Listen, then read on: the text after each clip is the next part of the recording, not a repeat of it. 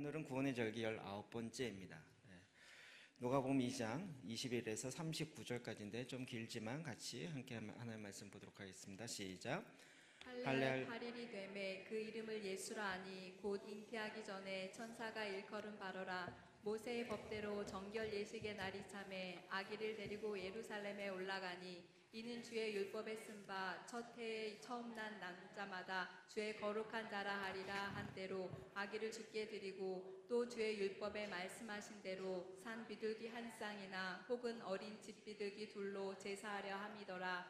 예루살렘에 시므온이라 하는 사람이 있으니 이 사람은 의롭고 경건하여 이스라엘의 위로를 기다리는 자라. 성령이 그 위에 계시더라. 그가 주의 그리스도를 보기 전에는 죽지 아니하리라 하는 성령의 지시를 받았더니 성령의 감동으로 성전에 들어가매 마침 부모가 율법의 관례대로 행하고자 하여 그 아기 예수를 데리고 오는지라. 시므온이 아기를 안고 하나님을 찬송하여 이르되 주제여 이제는 말씀하신 대로 종을 평안히 놓아주시는도다. 내 눈이 주의 구원을 보았사오니 이는 만민 앞에 예비하신 것이요 이방을 비추는 빛이요 주의 백성 이스라엘의 영광이니이다 하니 그의 부모가 그에 대한 말들을 놀랍게 여기더라. 시므온이 그들에게 축복하고 그의 어머니 마리아에게 말하여 이르되 보라 이는 이스라엘 중 많은 사람을 패하거나 흥하게 하며 비방을 받는 표적이 되기 위하여 세움을 받았고 또 칼이 내 마음을 찌르듯 하리니 이는 여러 사람의 마음의 생각을 드러내려 함이니라 하더라. 또 아셀 지파 바누엘의 딸 안나라 하는 선지자가 있어 나이가 매우 많았더라. 그가 결혼한 후 7해 동안 남편과 함께 살다가 과부가 되고 84세가 되었더라. 이 사람이 성전을 떠나지 아니하고 주야로 금식하며 기도함으로 섬기더니 마침 이때에 나와서 하나님께 감사하고 예루살렘의 속량을 바라는 모든 사람에게 그에 대하여 말하니라. 주의 율법을 따라 모든 일을 마치고 갈릴리로 돌아가 본 동네 나사렛에 이르니라. 아멘. 구원의 절기에 대해서 이미 쭉 들어오신 분도 있고 오늘 이제 처음 들은 분도 있으시니까 속사람의 세 번째 우리 속사람이 성장하는 그 방편 중에 하나가 구원의 절기에 따른 삶을 살아가는 것입니다. 성경에서 얘기하는 절기의 흐름인데 그것이 구약에 있는 절기를 뛰어넘어서 너무 오늘 이렇게 효과가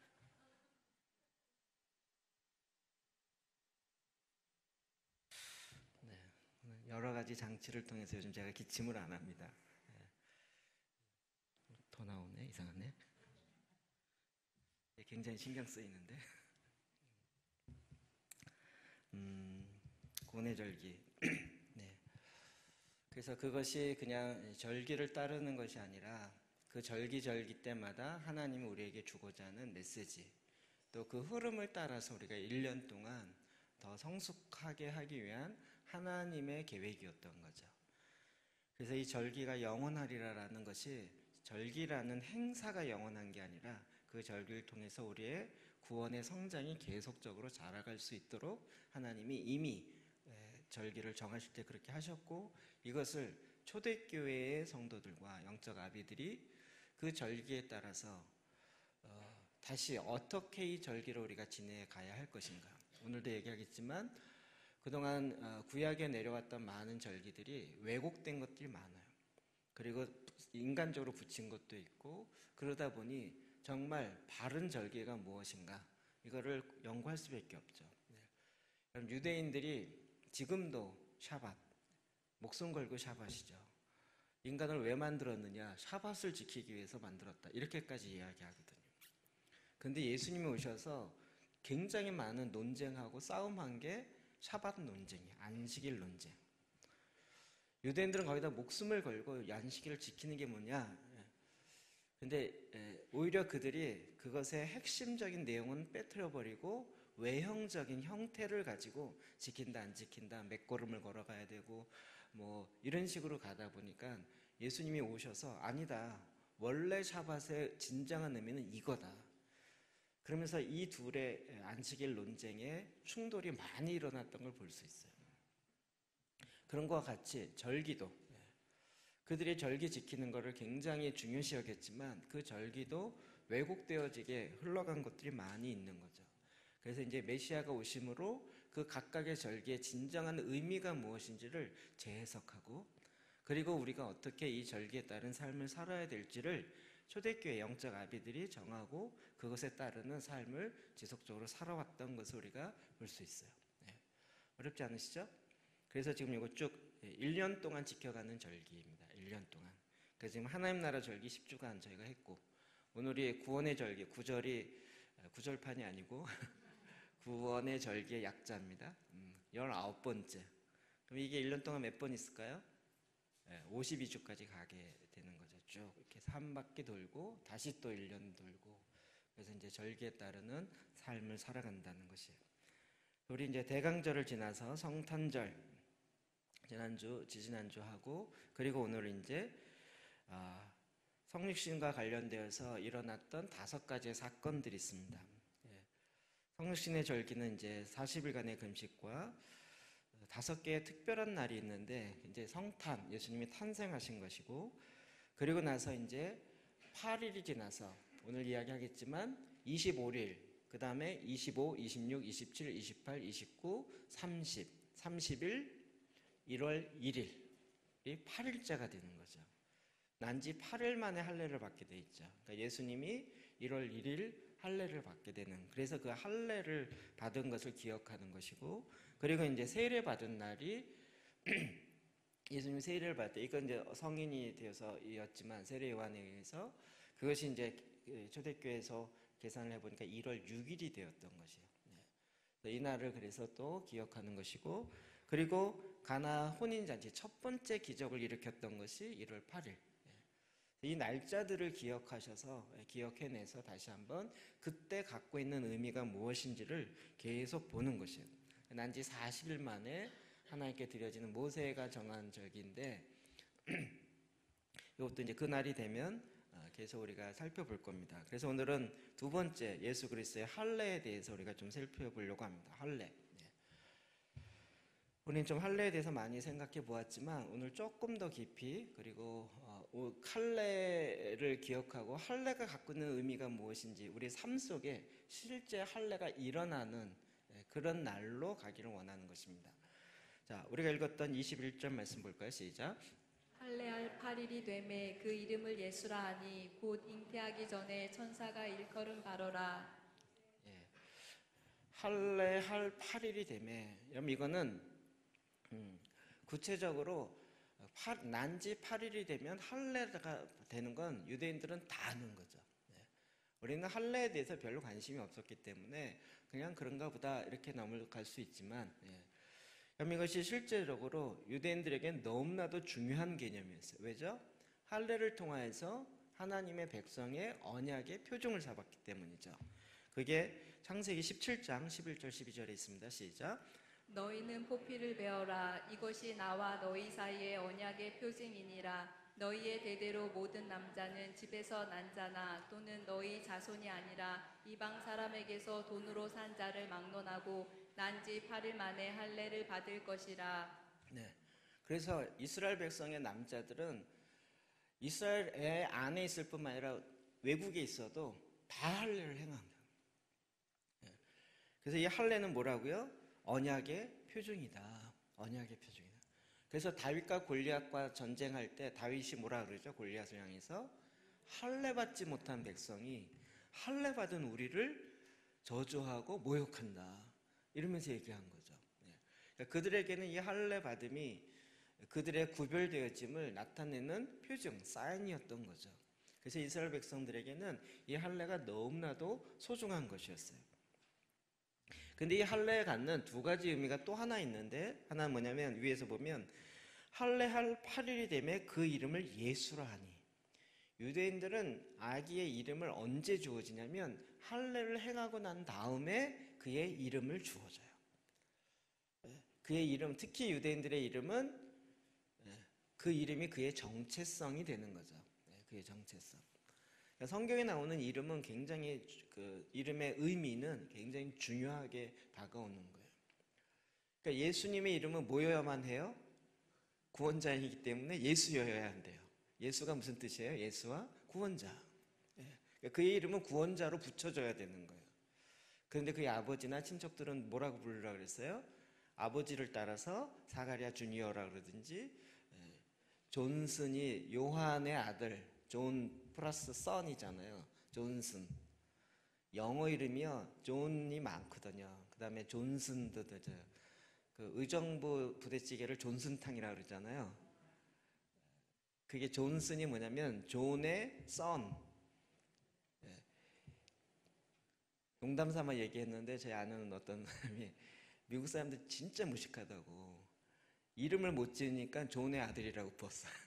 이름을 존슨이라고 졌어요. 농담인데 웃지를 못하니 존슨 이렇게 들은 거예요. 이름의 정체성을 갖고 있어요. 그러니까 예수님의 이름은 예수와 구원자로 이름이 정해져야 되는 거예요. 그리고 그렇게 하겠다고 말씀하셨고 가브리엘 천사도 말씀해줬고, 그러니까 그의 정체성이라는 거죠. 그래서 이것을 언제 이야기해요? 할례 받고 난 바로 다음에 그의 정체성이 주어진다는 거예요. 이게 너무나도 중요한 의미예요. 그래서 유대인들은 이 할례가 너무나도 중요한 것이었어요. 그러니까 예수 그리스도 오시고 난 다음에도 여전히 그들이 갖고 있는 전통 가운데 이 할례를 통하여서 언약 백성이 되고 그 증표가 된다는 그 전통이 계속 흘러나오는 거죠.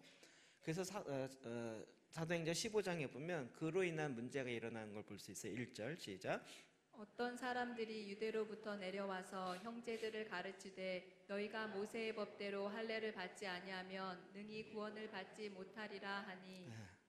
예수를 믿는 사람들이 유대인도 나오고 이방인도 나왔는데 할례 받아야 된다. 할례를 받지 않으면 구원을 못 받는다. 이렇게 얘기합니다.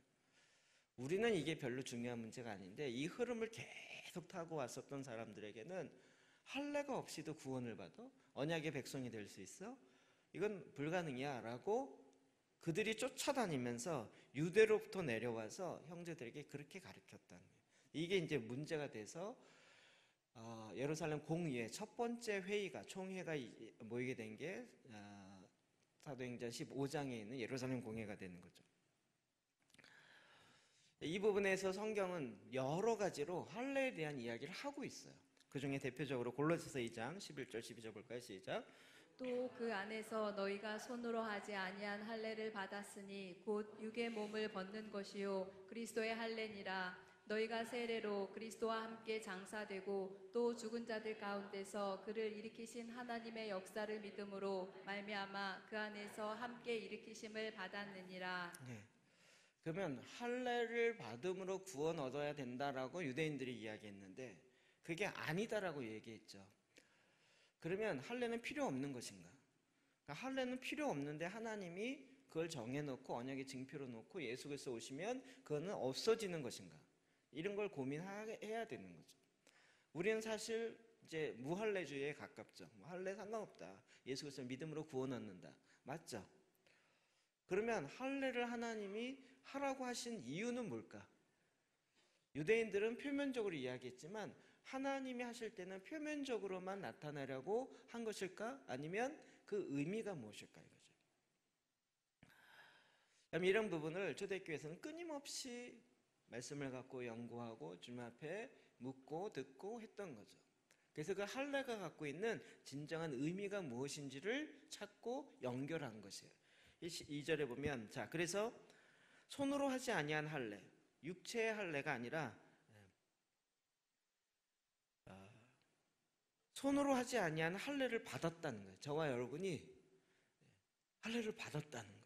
그런데 그건 육체에 한 게 아니고 손으로 한 할례가 아닌 다른 할례를 받았다는 거예요. 뭐죠? 12절에 너희가 세례로 그리스도와 함께 장사되고 또 죽은 자들 가운데 그를 일으키신 하나님의 역사를 믿음으로 말미암아 그와 함께 일으키심을 받았다.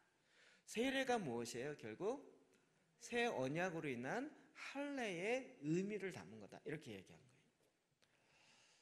그러니까 세례와 할례는 연결되어 있다는 거예요.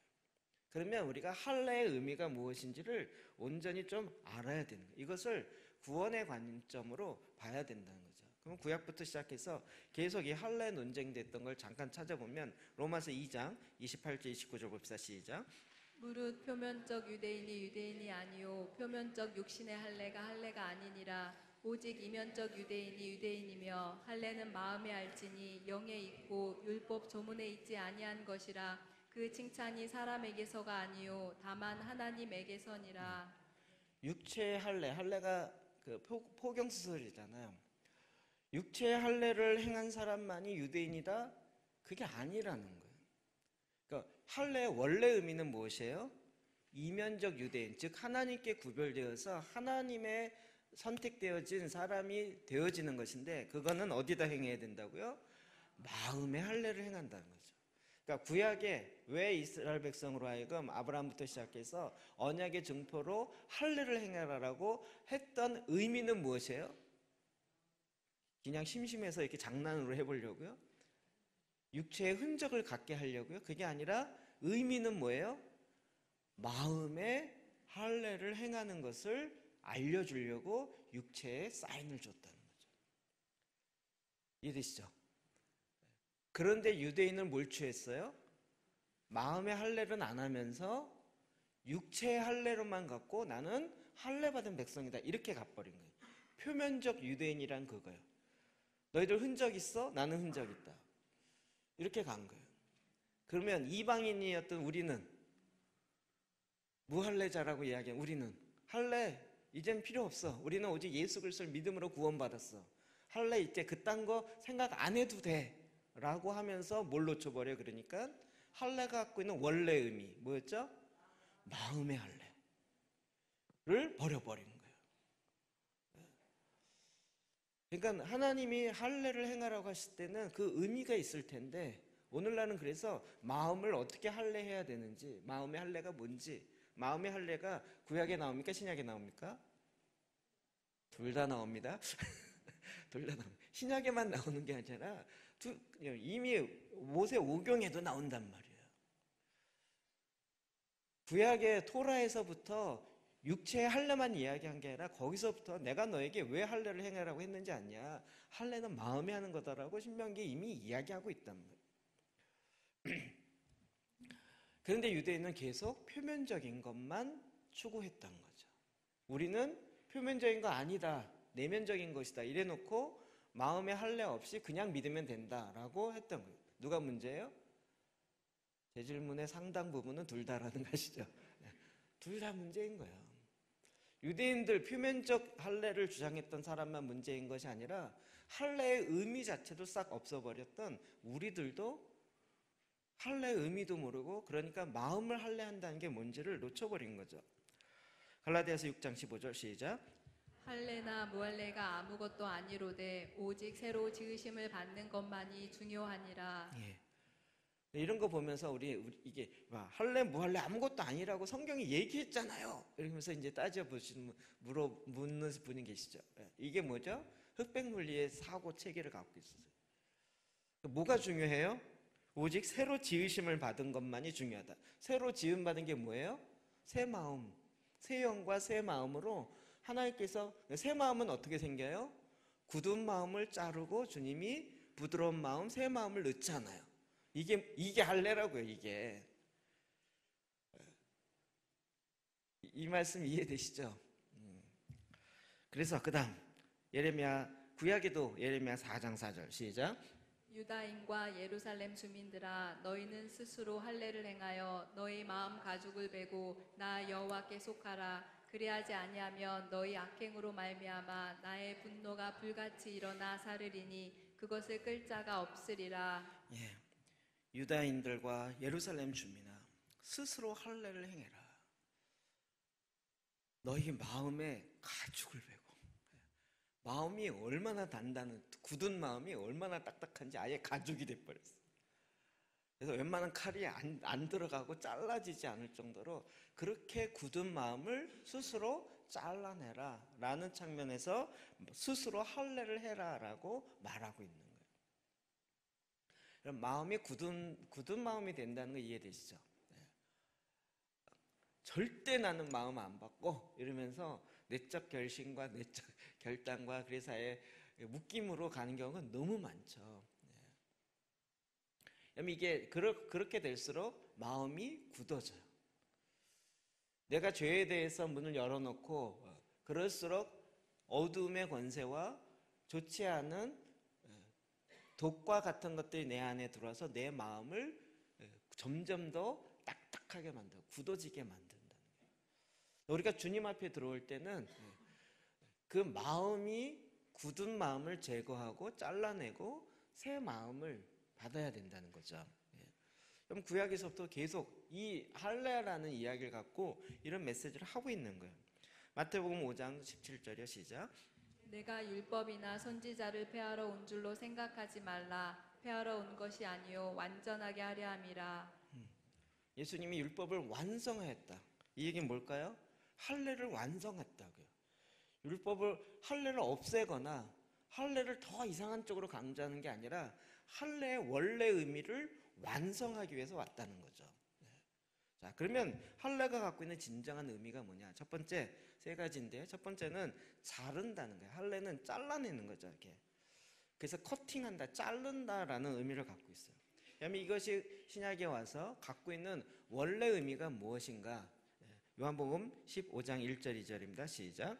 나는 참 포도나무요 내 아버지는 농부라. 물은 내게 붙어 있어 열매를 맺지 아니하는 가지는 아버지께서 그것을 제거해 버리시고, 물은 열매를 맺는 가지는 더 열매를 맺게 하려 하여 그것을 깨끗하게 하시느니라.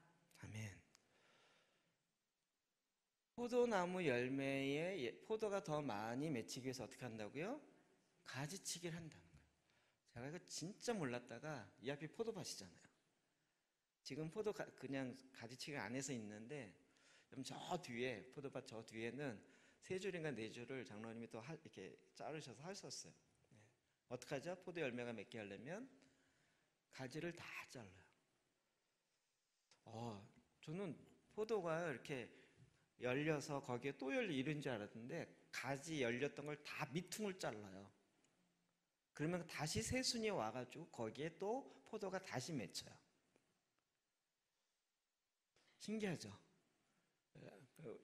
이제는 안 하시니까 그러는데 봄이 되면 저 가지를 여러분 수확하면서 자르는 게 아니라 놔뒀다가 겨울 지나면서 봄이 되기 전에 그걸 다 가지를 다 잘라요. 그럼 거기서 새로운 순이 나오고 새 가지가 나와서 거기에 열매가 맺혀요. 잘라야 될까요? 안 잘라야 될까요?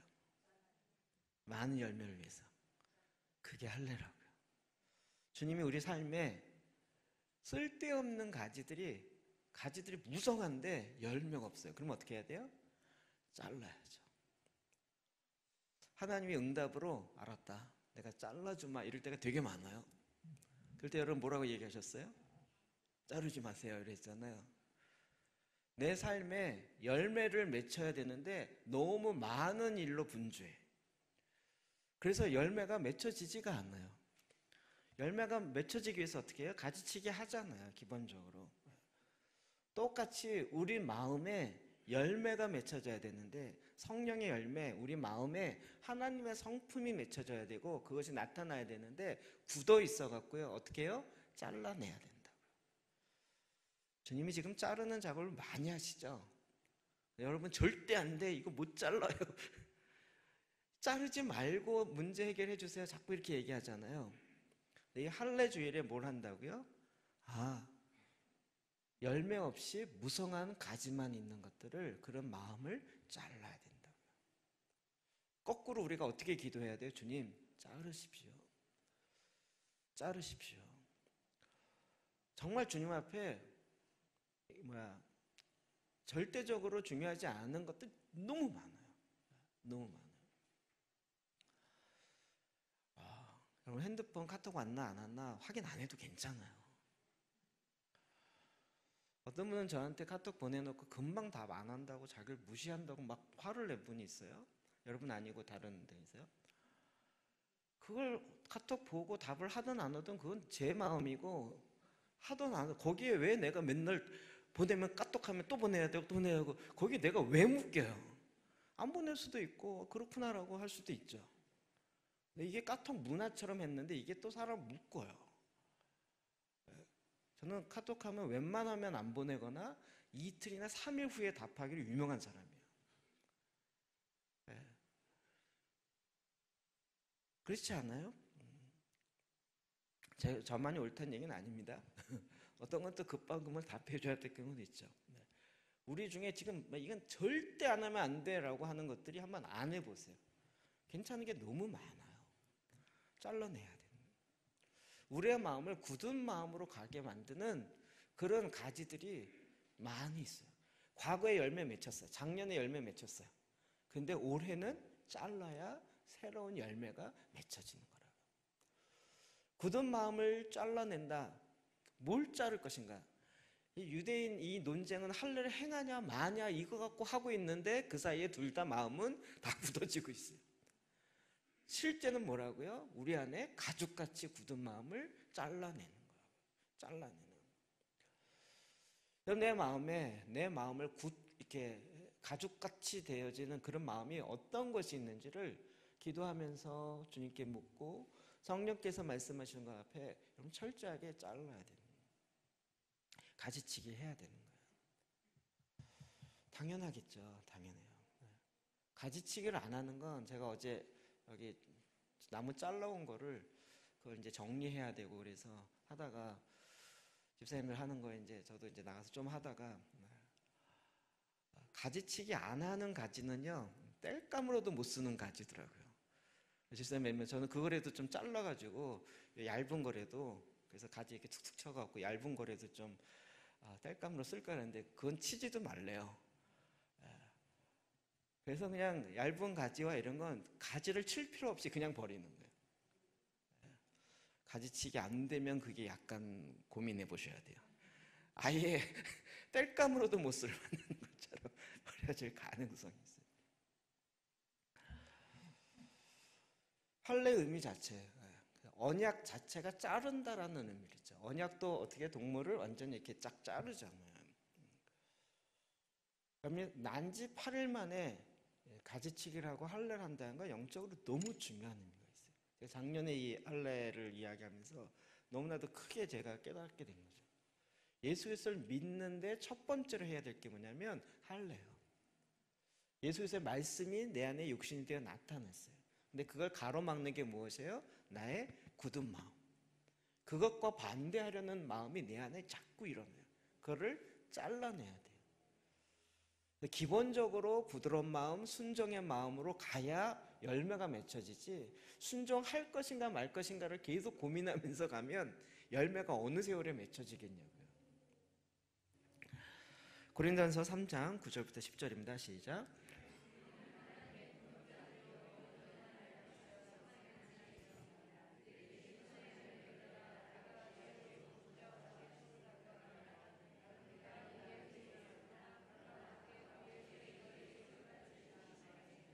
아멘. 하나님의 동역자, 하나님의 밭이라는 거예요. 밭. 그리고 하나님의 집이라는 거예요. 여러분 집을 지을 때도요. 여러분 그걸 어떻게 지을지를 어떻게 해요? 조심히 어떻게 세울까를 조심할지니라. 여러분 한 번 이렇게 하고 나면 그 다음은 다시 고치는 건 되게 어려운 거예요. 저도 지금 이렇게 보면 이건 이렇게 배치할까 저렇게 저희 교회를 이제 지으면서 제가 머릿속에서 막 한 거니까 그런 것들 여러 개 있어요. 근데 못 고쳐요. 고치려면 너무 경비가 많이 들고 1층에 유치부실이 이렇게 통으로 하나 있었거든요. 근데 이제 청년부실이 없어서 청년부실 만들어준다 거기 가운데를 막고 했잖아요. 그냥 처음에는 말은 쉬웠어요. 이렇게 막고 여기다 문 내서 그 다음에 여기 방 하나 만듭시다. 이렇게 1분도 안 걸리게 이렇게 막아서 문 하나 내고 이쪽에 방 하나 만듭시다. 이러고 그러면 되겠네. 그리고 시작했어요. 공사가 그렇게 힘든지 몰랐어요. 몇 개 뜯어 고친 게 있는데 저희 방 앞에 있는데도 그렇고 그때는 그냥 이렇게 하면 되죠. 그리고 그분이 또 건축하면서 저번에 2층에 저한테 방을 어떻게 쓸 건지 문을 어떻게 낼 건지 그냥 종이에다 연필로 이렇게 찍찍 그려서 자기 달래요. 그날 밤에 가운데 복도 놓고 문 이렇게 놓고 이렇게 해서 이렇게 해주세요 했더니 다 됐대요. 그리고 2층을 그렇게 낸 거예요. 지금 봤더니 약간 좀 요걸 좀 더 쓰면 요 공간 더 쓸 수 있어요. 요런 게 좀 이제 들어와요. 못 고쳐요. 고치려면 고칠 수 있죠. 리모델링 완전히 다 뜯고 해야 돼요. 근데 그거 조금 더 얻으려고 하겠냐고요. 어떻게 해야 된다고요? 조심히 어떻게 져야 할 줄 알아야 돼요. 우리도 마찬가지. 지금 내가 오늘 어떻게 살아야 할지를, 내 마음을 어떻게 가야 할지를 굉장히 조심스럽게 주님이 거하실 수 있는 거처를 내 마음에 지어야 된다고요. 이것에 방해되는 것은 어떻게 해요? 잘라야 되는 거예요. 건물을 지으려고 할 때도 저는 얘기했죠. 은행나무 있는데 다 우리는 수컷밖에 없어요. 은행 열매가 안 맺혀요. 왜 그럴까요? 암 은행나무가 있었어요. 요 건물 요 왼쪽에 있었어요. 근데 이게 들었으면서 그게 안 되니까 잘랐어요. 그래서 저희는 뭐 아무 생각 없이 저거 잘라주세요 그랬더니 그 포크레인 기사가 산나무를 어떻게 자르냐고. 아니 그냥 자르면 되죠 했더니 자기는 어렵다는 거죠. 그냥 해주세요 그랬더니 밖에 나무 사갖고 왔어요. 알고 보니 소주를 사갖고 와서 그 나무에다 이렇게 붓고 미안하다 이러고 잘랐어요. 뭐가 있나 봐요. 저는 그 뭔지 잘 모르겠는데 거의 제사 지내듯이 너 마지막 마셔라 이러고 그리고 나무를 잘랐어요. 여기 엄청 큰 은행나무 열매가 맺히는 게 큰 게 있었는데요. 잘랐어요. 건물을 지을 때 자른다고요. 이 작업을 한다고요. 예수 그리스도를 믿으면 구원하는 거 맞는데 우리 마음에 주님이 거하셔야 되니까 이 마음에 주님이 거하실 수 있는 거처, 기초를 만들기 위해서 털을 닦고 다지는 작업들을 해야 돼요. 그게 뭐예요? 예수님이 내 말씀이 육신이 되어 내 안에 임하자마자 해야 될 것이에요. 그것에 걸림이 되는 것들을 가지치기와 자르기를 해야 되는 거죠. 마태복음 10장 37, 38절 시작. 아버지나 어머니를 나보다 더 사랑하는 자는 내게 합당하지 아니하고 아들이나 딸을 나보다 더 사랑하는 자도 내게 합당하지 아니하며 또 자기 십자가를 지고 나를 따르지 않는 자도 내게 합당하지 아니하니라. 이게 우리는 굉장히 어려운 거죠. 왜냐하면 우리는 혈연 중심, 뭐 친족 중심, 뭐 이런 것들이 있기 때문에. 그럼 그것도 하나님의 나라와 하나님의 일하심보다 앞장설 수 없어요.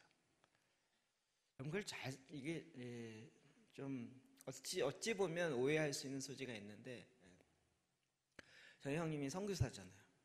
선교 나가는데 제일 걸림이 뭘까요? 부모님이요. 왜요? 왜 걸릴까요? 장남인데 장남이 부모를 안 모시고 선교 나간다. 이게 걸림이 되는 거예요. 안 모시려고 나갔나?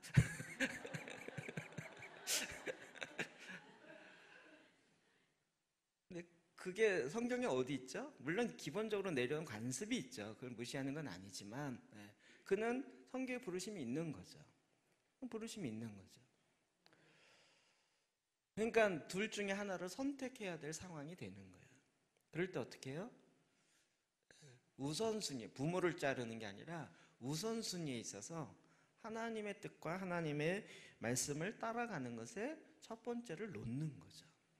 친구 관계도 그렇고요. 뭐 되게 많아요. 뭐 중학교 동창, 초등학교 동창, 뭐 우리 안에 이 관계로 관계. 진짜 한국 사람이 이 관계는요 너무 많아요. 목사님들도 관계 많다니까요. 제가 그걸 거의 잘라서 그렇죠. 지금도 계속 와요. 저기 목회자 저기 축구에 안산에 4개 있어요. 4개 팀. 일주일에 한 2번씩 모여서 축구하고요. 좀 나이가 좀 많으면 족구하고요. 그거 말고도 뭐 무슨 총신 동문회 또 모임이 정말 많아요. 지금 연초가 되니까 시무식이 한 6개인가 7개 시무식 한다고 오라고.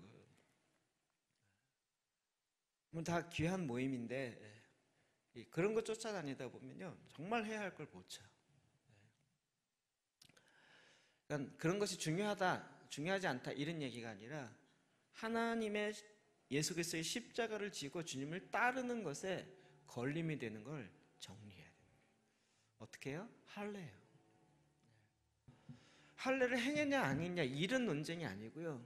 정말 내가 잘라야 할 것이 뭔지, 가지치기를 해야 할 것이 무엇인지를 봐야 된다는 거죠. 자, 두 번째로는요, 할례의 의미는 구별된다는 거예요. 아까 이야기한 것처럼 이스라엘 백성을 하나님이 언약 백성으로 구별하여 세웠죠. 그 언약의 증표로 할례를 했다는 거예요. 그러면 할례라는 것 자체는 구별됐다라는 뜻을 갖고 있다는 거예요. 출애굽기 33장 16절이요. 시작. 나와 주의 백성이 주의 목전에 은총을 입은 줄을 무엇으로 알리이까? 주께서 우리와 함께 행하심으로 나와 주의 백성을 천하 만민 중에 구별하심이 아니니까. 네, 하나님이 이스라엘 백성을 애굽으로부터 구별하여서 데려갔고 가나안의 모든 족속들은 다 하나님이 구별한 하나님의 백성들 이렇게 모은 거예요. 여리고성이 그거잖아요. 여리고성.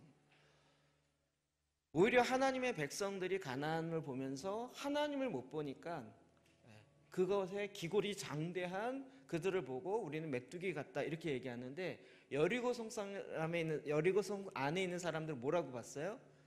나중에 라합 보니까 너희들이 온다는 얘기를 듣고 우리가 무릎이 부닥치고 두렵고 떨렸다. 왜요? 하나님이 언약 맺은 구별된 백성, 하나님이 함께하는 백성이 온다. 어떤 하나님이냐? 홍해를 가르고 그 당시 최고의 강대국이었던 애굽을 제압하는 그 하나님. 어떻게 제압했냐? 하늘의 재앙으로. 그랬던 하나님이 함께하는 백성이 온다. 그러니까 떨리는 거죠. 장인의 키 큰 거 뭔 상관이 있겠어요? 하늘에서 위에서 유황이 떨어지는데. 그런데 오히려 구별된 백성은 믿지 못하고 그렇게 나갔던 거죠. 우리를 계속 이런 거예요. 구별되었지. 구별되고. 민수기 3장 3절이요. 시작. 이는 아론의 아들들의 이름이며 그들의 기름 부음을 받고 거룩하게 구별되어 제사장 직분을 위임받은 제사장들이라. 아멘. 아멘. 제사장들은 따로 구별돼요. 왜요? 하나님을 섬기는 이 특별한 임무를 위해서요. 구별되면 좀 불편하고 힘든 게 있어요. 근데 왜 구별해요? 특별한 목적을 위해서 특별하게 따로 분리하는 거죠. 저와 여러분이 그렇게 한 거죠. 하나님이 하나님의 특별한 목적을 위해서 우리를 구별했다는 거예요. 그 표로 할례를 주는 거예요. 사무엘상 7장 1절이요. 시작. 기럇 여아림 사람들이 와서 여호와의 궤를 옮겨 산에 사는 아비나답의 집에 들여놓고 그의 아들 엘리야사를 거룩하게 구별하여 여호와의 궤를 지키게 하였더니. 여호와의 궤를 여기 20년 동안 두는 걸로 알고 있는데, 그럼 여기다 놓고 어떻게 해요? 아들을 놓고 구별해서 그 법궤를 지키게 했단 말이에요. 그 법궤를 지키는 것에 있어서도 구별되어서 따로 목적을 놓고 하는 거예요. 우리가 하나님의 언약궤를 메고 구별되어진 자로 가자는 거 작년 표였잖아요. 하나님의 말씀이고. 그러면 어떻게 돼요? 레위인이 자기 스스로를 거룩하게 해야 되는 거죠. 구별해야 되는 거죠. 역대상 25장 1절이요. 시작. 다윗이 군대 지휘관들과 더불어 아삽과 헤만과 여두둔의 자손 중에서 구별하여 섬기게 하되 수금과 비파와 제금을 잡아 신령한 노래를 하게 하였으니 그 직무대로 일하는 자의 수요는 이러하니라. 네, 다윗의 장막에 일어났던 실제적인 사람들이죠. 아삽과 헤만과 여두둔 따로 구별하여서 수금과 비파와 제금. 오늘날로 얘기하면 섹션들 두고 따로 구별하여서 일을 하게 했어요. 근데 이걸 뭐죠? 구별된 자로. 그냥 악기 잘해서 하는 게 아니라 하나님이 따로 구별해서 하나님을 신령한 노래로 주님을 찬양하게 한 거예요. 이거 잘 구분하셔야 돼요. 전문적인 내가 이 악기를 다룰 수 있는 기능이 있어서 한다. 아니에요. 그렇게 할 줄 아는 사람 세상에도 많아요. 근데 정말 중요한 것은 내가 지금 하나님을 찬양한다는 거예요. 하나님을 찬양. 그래서 하나님이 따로 구별시켜 놓은 거죠. 제가 아는 주변에 이제 뮤지션들이나 또 이렇게 이런 것 중심으로 이제 뭐 기도의 집이나 이렇게 하시던 분들은 거의 그런 섹션들이 많으니까. 근데 요즘 들어 특히 많이 들리는 얘기는 그런 모임이나 그런 교회들이 많이 어려움을 겪는 거예요. 왜요? 구별되어진 삶을 살지 않고 그냥 음악 잘하는 것으로 하다 보니까 거기에 돈 문제 나오고 스캔들 문제 나오고 또 이쪽 음악계 또 세상적인 음악계는 또 약간 지저분한 게 많거든요. 그러니까 그것이 그냥 같이 묻어서 나오는 경우가 있는 거죠. 구별되는 거예요. 이런 거 보면 릴리 목사님이 아주 딱 정말 구별되어진 레위인으로 따로 훈련하는 거죠. 하나님을 찬양하게. 책도 보셨는지 모르겠지만 찬양팀 반지도 못 끼게 해요. 손 들고 있는데 반지가 보인다 이러면 뭐 반지 자랑, 너 반지 자랑하냐 이러고 반지 빼. 하나님을 찬양하는 것인데 거기에 방해가 되는 건 빼게 하는 거예요. 장신구를 다 떼게 하는 거죠. 하여튼 구태의연하게 검은 옷을 입어야 된다 뭐 이런 얘기가 아니에요. 따로 구별되어서 그 목적에 맞게 하나님이 그렇게 하는데 그것을 바로 할례의 의미에다 담았다는 거예요. 여러분 할례에 대해서 우리가 별로 생각 안 해봤죠. 우리 이방인이었기 때문에 할례 무할례자이고 거기에 대해 별로 의미를 부여 자체를 안 했어요. 할례 받지 않아도 구원받을 수 있고 상관없어 이러다 보니까 그 의미 자체를 놓쳐버렸다고요. 자, 마지막으로 새로운 부르심 이사야 62장 2절이요. 시작. 이방 나라들이 내 공의를 뭇 왕이 다 내 영광을 볼 것이요 너는 여호와 입으로 정하실 새 이름으로 일컬음이 될 것이며. 아멘. 이방 나라들이 내 공의를 하나님께서 할례 받은 자들 통해서 하나님의 백성으로 따로 그들을 사용하기 시작해요. 그래서 열방의 메신저로 쓰시고 하나님께서 갖는 특별한 새로운 부르심을 부어주시는 거예요. 그걸 위해서 따로 구별하는 거죠. 나시린도 그렇고요. 나시린이 있었을 때마다 역사가 바뀌어요. 사무엘. 사사시대에서 왕정시대로 바뀌어지는 것에 나시린이 있었어요. 세례요한 나시린이에요. 구약에서 신약으로 넘어갈 때 그렇게 구별되어진 자를 통해서 하나님께서 새로운 역사를 일으킨 거예요. 그러니까 이 세상이 어두울수록 하나님이 일하시는 경륜은 무엇이에요? 구별되어진 나시린을 준비시키는 거예요. 엔타임 이야기할 때 했었던 부분이죠. 요한계시록 2장 17절이요. 시작. 귀 있는 자는 성령이 교회들에게 하시는 말씀을 들을지어다. 이기는 그에게는 내가 감추었던 만나를 주고 또 흰 돌을 줄 터인데 그 돌 위에 새 이름을 기록한 것이 있나니 받는 자밖에는 그 이름을 알 사람이 없느니라. 네, 새 이름을 기록한 것이 있다. 새 이름이 언제 주어진다고요? 할례할 때. 그러니까 새 이름을 받는다는 아까 정체성이라고 했죠. 예수님이 내가 구세주로 구원자로서의 이름을 받잖아요. 여호수아. 예수와 여호수아 같은 어근이라고 그랬죠. 그럼 그 이름을 받는 것, 우리가 예수 그리스도 안에서 새로운 정체성으로 새로운 이름을 받게 되는 것, 이름을 무슨 폴로 받고 베드로로 받고 이런 얘기가 아니고요. 바꿀 수도 있다고 생각해요. 내 안에 새로운 정체성을 갖게 돼요. 그래서 그 하나님의 일하심이 그 부르심 앞에 서게 되는 거죠. 사도행전 13장 22절이요. 시작. 회하시고 다윗을 왕으로 세우시고 증언하여 이르시되 내가 이새의 아들 다윗을 만나니 내 마음에 맞는 사람이라 내 뜻을 다 이루리라 하시더니. 하나님 지금도 어떤 사람을 찾을까요? 하나님의 뜻을 다 이룰 수 있는 사람. 맡기면 이건 하나님이 이걸 원하시는 거여서 딱 알아서 그걸 딱 다 이룰 수 있는 사람을 찾죠. 지금도. 그런데 다윗은 어떤 사람이었어요? 바로 그런 사람이었어요. 하나님의 마음에 맞는 사람이었어요. 오늘도 저와 여러분이 지금 하나님의 마음에 맞는 사람이 되기 위해서 안 맞는 부분 어떻게 한다고요? 잘라내고 거기에 맞추는 거라고요. 거기에 맞춰요. 건물을 지을 때도요, 거기에 맞게 딱 잘라요. 딱딱딱 잘라요. 여기서 보면 딱 자르는 거예요. 건물 볼 때마다 생각이 저는 다 나가지고요.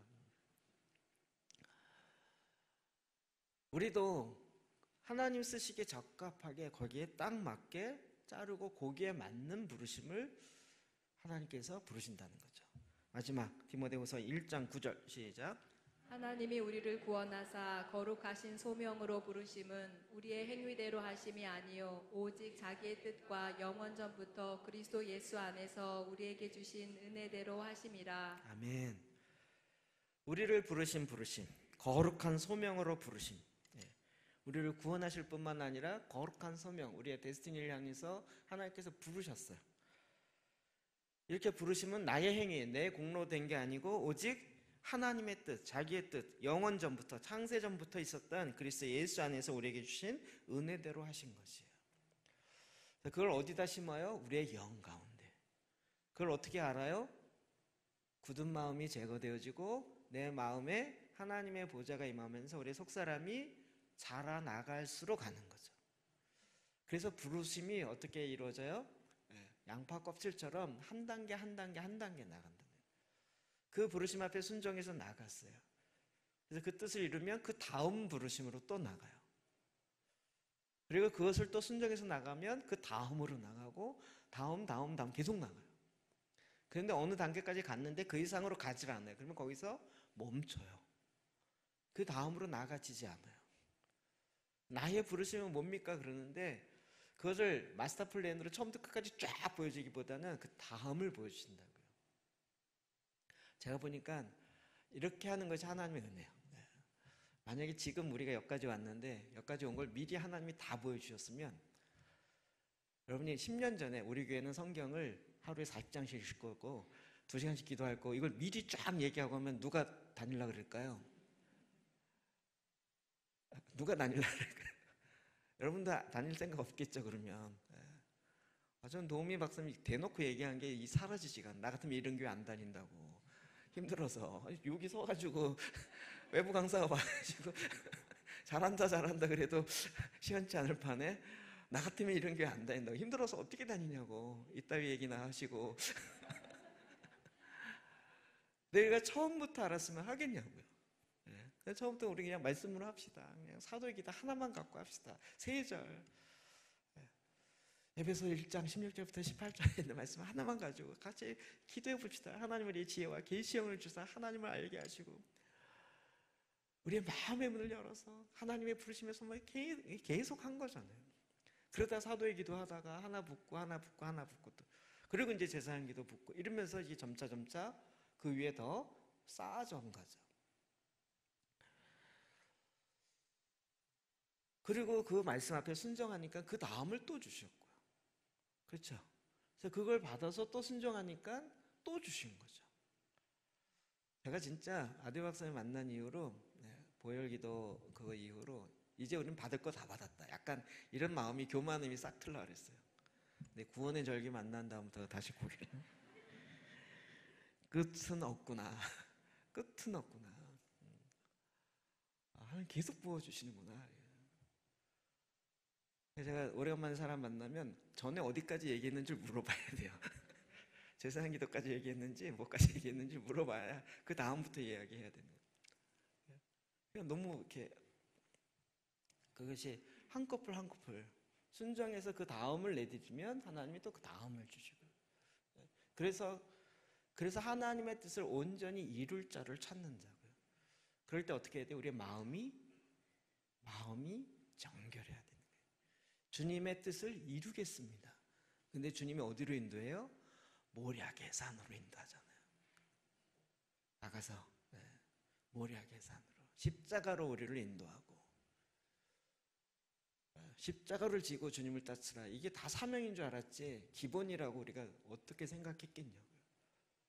이제 와서 보니까 내가 그리스도와 함께 죽고 그리스도와 함께 사는 건 구원의 생기초이잖아요. 생기초. 기본 중에 기본. 내 안에 왜 옛사람이 그대로 있어요? 안 죽어서 그렇다니까요. 이제 질문하지 마세요. 내가 왜 안 변하나? 안 죽어서 그래요. 질문을 하지 마시고 그걸 고민할 필요가 없어요. 옛사람이 안 죽어서 그래요. 죽이면 되는 거예요. 그리스도와 함께 죽을 때 그리스도와 함께 사는 것이 내 안에 나타나는 거죠. 그리고 이제 그리스도와 함께 일으킴을 받아서 보좌 우편에서 주님과 함께 땅을 다스리는 왕노릇하는 하나님의 원래 계획을 우리 안에 이루게 되는 거죠. 이럴 때마다 어떻게 해요? 굳어있던 마음들을 잘라내는 거라고요. 이게 할례의 원음이라고 해요. 근데 유대인들은 할례 받았냐 안 받았냐만 갖고 기독교에 있어요. 우리는 할례 필요 없어. 그래갖고 마음에 굳은 마음을 잘라내는 것 자체를 다 무시하고 그냥 교회 열심히 다니면 돼. 이렇게 하는 거예요. 마음은 더 굳어져 있는 거죠. 교회를 오래 다녔는데 약간 뉘앙스, 이런 뉘앙스 아세요? 교회 다니는 권사님이야? 이런 거. 이런 뉘앙스 아세요? 어떤 의미인지 아시죠? 교회 다니는 권사님, 와, 그래, 이렇게 되는데, 정말 교회 다니는 권사님이야. 그러면, 이제 말 안 통하겠구나. 이런 이미지로 딱 다가온다면, 우리가 뭔가 잘못 살아낸 거죠. 뭐가 안 되는 거예요? 마음의 할례요. 마음의 할례.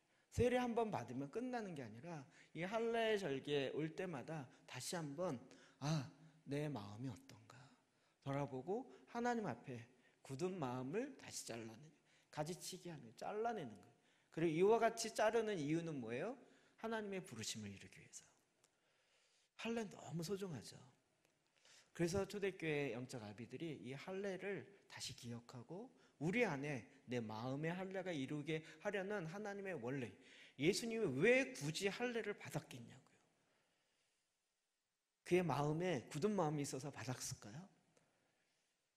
그렇지 않고 율법을 완성하고 우리의 모델이 되셨기 때문에, 그렇죠? 모델이 되셨기 때문에 우리로 하여금 그것의 의미가 무엇인지를 제대로 깨닫고 우리 삶 가운데 드러나게 하기 위함이었죠. 그것이 바로 마음의 할례를 행하는 것이에요. 오늘이 바로 첫 번째 주, 할례 주간이라고 얘기하는 그 주간이에요. 여러분, 오늘 이번 한 주 동안 말씀을 보고 기도하면서 내 안에 굳은 마음이 무엇인가, 가죽처럼 굳어있는 마음이 무엇인가, 그걸 보고 잘라내고, 특별히 이 시즌에 성령께서 그렇게 일을 많이 하시는 거예요. 우리 안에 굳은 마음을 드러내게 해주고, 요 때는 이런 일을 하는 거예요. 이 절기에 맞춰서. 이 시간 주님 앞에 나가 기도하십시다. 여러분, 이 할례 주일에 표면적 할례만을 바라보고 그 논쟁에 빠져 들어가는 것이 아니라 할례의 진정한 의미, 마음의 할례를 행하는 거예요. 그래서 마음의 굳은 마음을 잘라내고 하나님의 새로운 부르심을 향하여 나아가는 이 믿음의 삶을, 할례의 실제적인 삶을 살아갈 수 있도록 주님 앞에 나가 말씀 의지해서, 그리고 이를 위해서 내가 구별되어서 하나님의 거룩한 백성으로 구별된 자로 나아가도록, 하나님의 뜻이 이루어지도록 이 시간 같이 주님 앞에 나가 기도합시다. 기도하겠습니다. 하나님 감사합니다. 주님, 이 시간 그렇습니다.